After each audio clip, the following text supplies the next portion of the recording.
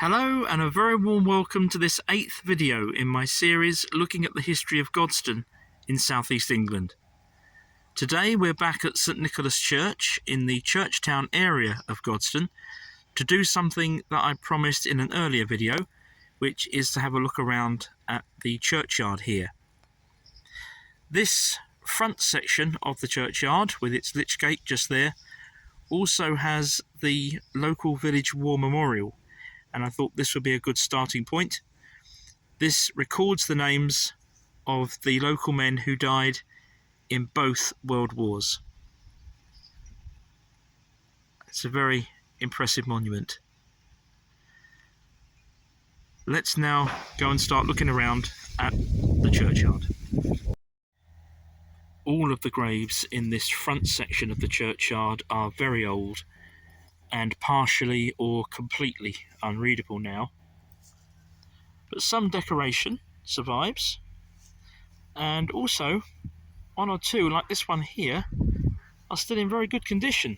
This one's fully readable, in memory of Martha, wife of Robert Rose, who died the 29th of June 1787, aged 79 years. All of these graves appear to be 18th or 19th century at least. It's possible one or two could be a little older than that. This one has got a very clear date, 1763 there. Now what I want to do is to work around to that side of the church. Up this side of the church there are some more 19th century graves, and you may recall that in my second Godstone video we had a look around at the inside of the church here, and one of the two side chapels in there was dedicated to the Maclay family. They were a very prominent local family, and this in fact is one of their vaults. You can probably see the names there, and all the dates appear to be between 1812 and 1864. Now we'll go further round this side of the church and down into the rest of the churchyard. Immediately here we find more 19th century graves, some more readable than others. One or two dates we can get here, 1828, 1827 there. Let's move further round.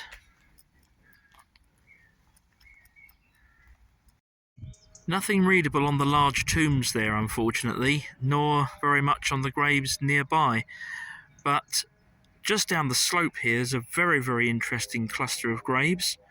First of all, another Maclay vault here. No names or dates that I've been able to find, but you can really see that Victorian ironwork around the outside and the family crest on the tomb itself there. And just behind this tomb is an early 20th century Maclay grave, that of Augusta Anne Maclay, and the stone says that she was the wife of Sir George Maclay. She died in 1919, and if you saw my previous Godstone video, then you'll also be familiar with this grave right next to her. This is the grave of Dr. William Burt, who was murdered near this spot in 1786. If you haven't seen that video, do please take a look. We've come slightly further down the slope. We're still very much in amongst 19th century graves here. Some slightly younger, some are into the 20th century. But my eye was particularly drawn to this grave just here. A large sarsen stone there with a plaque on the side, and another smaller stone at the front with another inscription. Now this man was actually quite well known. His popular name was Walker Miles, and I think it's worth pausing briefly just to have a quick look at his story. Edmund Safang Taylor is more commonly remembered by his popular name Walker Miles, and with very good reason. He founded the Croydon Rambling Club, which set the template for the founding of similar clubs that ultimately would lead to the creation of the Ramblers Association of Great Britain in 1935. In his lifetime, he published more than 30 pocket-sized rambling guides and is generally remembered as the father of modern rambling. This is an unusual grave marker. Nothing readable on it, Victorian I would assume, but it's all made of metal and not stone. Very unusual. If you wander around old cemeteries and churchyards like this one, you'll often come across graves that include the letters IHS in various forms, like this one.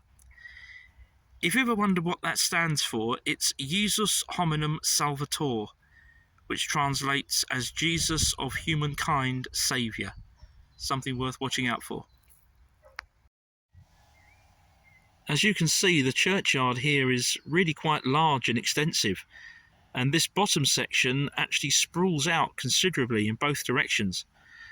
Most of the graves here appear to be from the second half of the 20th century and up to the present day. You can't actually see the church here, it's hidden behind those trees. What we'll do next is we'll go across to the other side of the churchyard, over there, and then we'll begin to go back up the slope, and as we do so, we'll come back into older graves again. Having come across from where we were just now, we're now back, as I said, into some older graves again. And also there are one or two graves here that are Commonwealth War graves. You can probably see one just over the back there, around the middle of the frame now. And another one just here. 744543, leading aircraftman F. Gibson, Royal Air Force, 10th of November 1940. That's less than 2 weeks after the official end of the Battle of Britain. There's a whole cluster of graves here relating to the Hoare family. They were a prominent local family who, among other things, produced quite a dynasty of rectors of this parish. George Edward Gerard Hoare there, among them. And just over here, there's a very impressive Celtic cross. And among the names recorded here is that of another rector, James Samuel Hoare.